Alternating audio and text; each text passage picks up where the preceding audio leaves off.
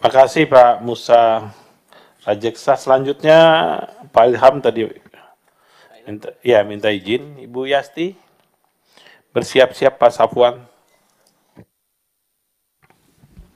Bismillahirrahmanirrahim. Assalamualaikum warahmatullahi wabarakatuh. Salam sejahtera untuk kita semua. Yang saya hormati, saya banggakan pimpinan dan teman-teman anggota Komisi 5 DPR RI. Yang saya hormati, saya banggakan Pak Menteri, Pak Wamen, dan seluruh jajaran Kementerian Perumahan Rakyat dan Kawasan Pemukiman.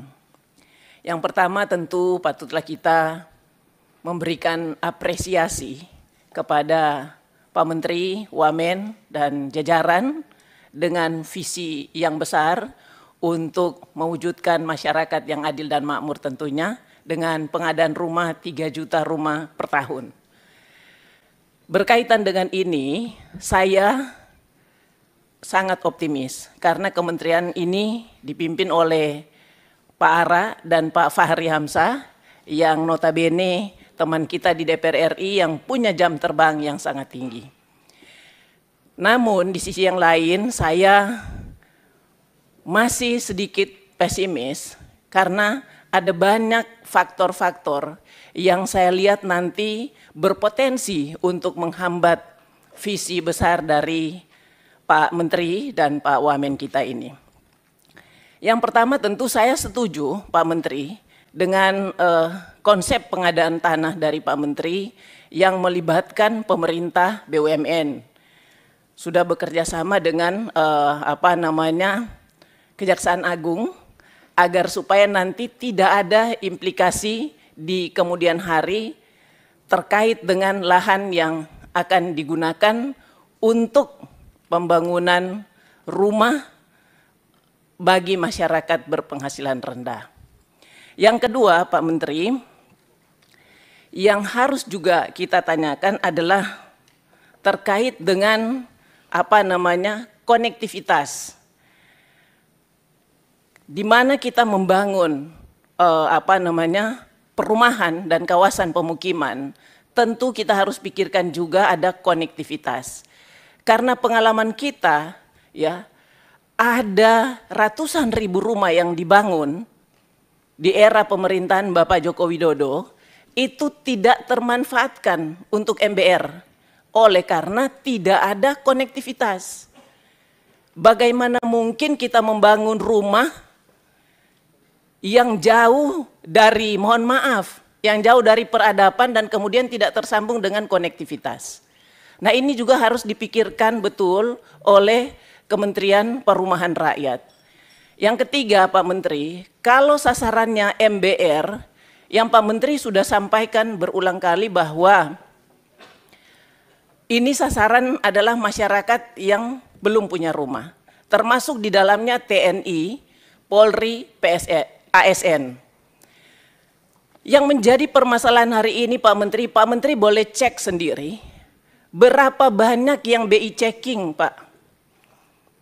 Jangan Bapak pikir TNI, Polri, ASN ini tidak ada BI checking. Sementara persyaratan untuk kredit rumah itu dia tidak ada BI checking. Ini harus dibuat regulasinya dulu Pak.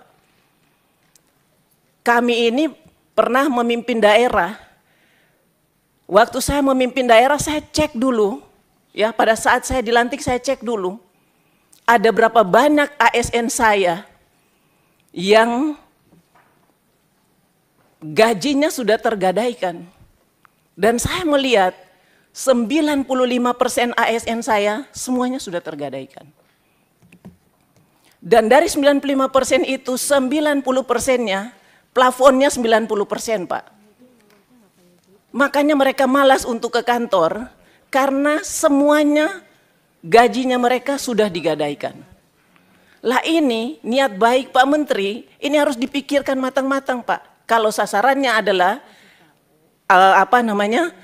TNI, Polri, dan ASN. Begitu juga dengan masyarakat berpenghasilan rendah. Banyak juga Pak yang di kur itu yang mereka tidak mampu membayar dan kemudian dia BI checking. Nah kalau ini tidak diselesaikan lebih dulu, saya pesimis program ini akan berjalan dengan baik. Kemudian Pak Menteri, terkait juga dengan FLPP. Kalau kita melihat data yang Pak Menteri sampaikan bahwa FLPP ini untuk 200.000 rumah saja itu 24,3 triliun anggarannya.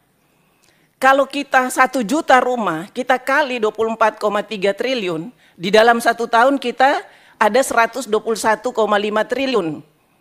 Itu baru FLPP, belum kita subsidi bunga. Nah ini anggarannya dari mana Pak? Tadi kan Bapak sudah bilang, oh iya ada pengusaha, tapi jangan lupa juga, ini ada beban pemerintah di sini. Beban pemerintah, FLPP, SBUM, dan kemudian SSB. Ini harus dihitung secara matang. Kalau kita kalkulasi dalam 5 tahun, maka 1 juta rumah itu kurang lebih 607 triliun untuk 5 juta rumah. Ini anggaran yang sangat besar, Pak. Dan ini tidak mungkin akan digotong royong oleh pengusaha. Ini harus disiapkan oleh pemerintah. Nah, saya ingin mendengar penjelasan Pak Menteri agar supaya kita tahu ya, duduk persoalannya, kerangka berpikir Pak Menteri kita samakan dengan kita yang ada di sini. Dan kemudian kita cari solusi agar program yang luar biasa ini bisa berjalan dengan baik. Yang berikutnya lagi Pak Menteri terkait dengan BSPS, Bantuan Stimulan Permohonan Swadaya. Kalau saya lihat konsentrasi Pak Menteri juga bagus Pak Menteri, di wilayah pedesaan itu kurang lebih 2 juta rumah. Mungkin dari 2 juta rumah ini saya tidak tahu berapa juta yang dikhususkan untuk BSPS. Kalau kita bicara program BSPS, Bantuan Stimulan Permohonan Swadaya, Pak Menteri, hari ini kalau anggarannya 20 juta per rumah, terdiri dari 17.500.000 adalah dana untuk membeli material dan 2.500.000 rupiah adalah untuk upah kerja. Ini tidak mencari solusi yang sesungguhnya, tidak menjadi solusi yang sesungguhnya. Karena ini hanya solusi jangka pendek saja Pak Menteri. Karena bahan 17.500.000 itu terdiri dari kayu kelas 3 Pak. Setengah beton, tidak juga diplester, setengahnya triplex. Yang tipis Pak bahannya. Kena hujan panas, tidak sampai 3 tahun, barang ini sudah rusak Pak. Jadi ini cuma solusi jangka pendek. Di akhir jabatan Pak Menteri, harus bangun lagi, harus kita tambah lagi program BSPS-nya. Jadi kita setiap 3 tahun yang lain belum selesai, kita harus memikirkan lagi. Yang kita bantu tahun ini, sudah rusak lagi di 3 tahun mendatang. Oleh sebab itu saya mengusulkan, agar supaya ini bisa sedikit awet Pak, kita naikkan plafonnya menjadi 30 juta rupiah. Ya.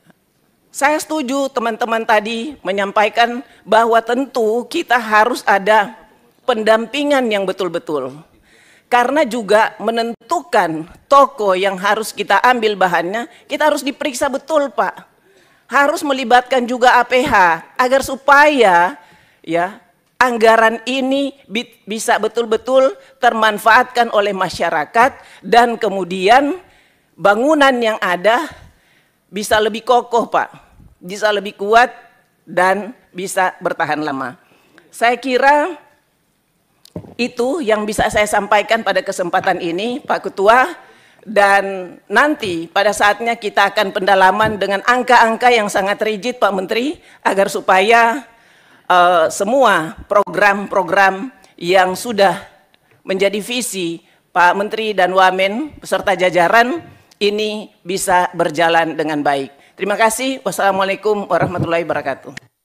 Terima kasih Bu Yasti. Teman-teman, saya mengingatkan agenda rapat kita hari ini adalah evaluasi APBN tahun 2024 dan hasil pemeriksaan BPK tahap kedua ya, tahun 2023. Jadi terkait dengan program nanti kita ada agenda khusus, tapi Bu Yasti tadi sudah mengelaborasi hampir secara keseluruhan terkait dengan 3 juta rumah. Jadi teman-teman yang masih sisa ini lebih fokus saja ke soal, nggak perlu diulang lagi gitulah.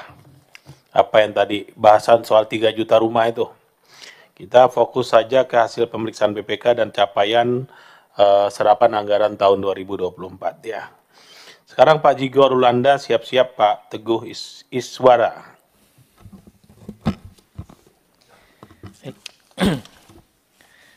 Assalamualaikum warahmatullahi wabarakatuh. Yang terhormat Ketua dan Wakil Ketua Komisi 5 beserta anggota Komisi 5, Pak Menteri, Wakil Menteri beserta jajaran. Kami